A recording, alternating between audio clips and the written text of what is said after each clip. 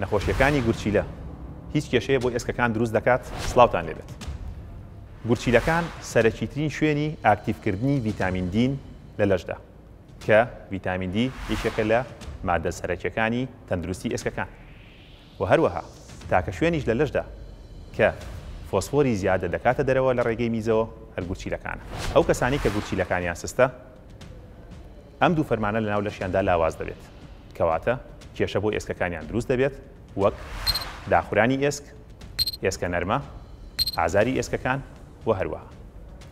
کەواتە ئەوانەی کە سستی گورچیلیان هەیە پێویست دەکات بە شێوازێکی دەوری لای پزیشکی پسپۆڕەکەیان ئاگاداری تەندروستی ئێسکەکانیان بن و لە ڕێگەی پشکنینەوە بۆیان دیاری بکرێت کە چ جۆرە چارەسەرێکیان بەپێی هەر قۆناغێک بۆ دیاری دەکرێت. بە هیوای ساغ و سەلامەت و تەندروستی بۆ هەموو لایەک. سمارت وەرچەرخانە.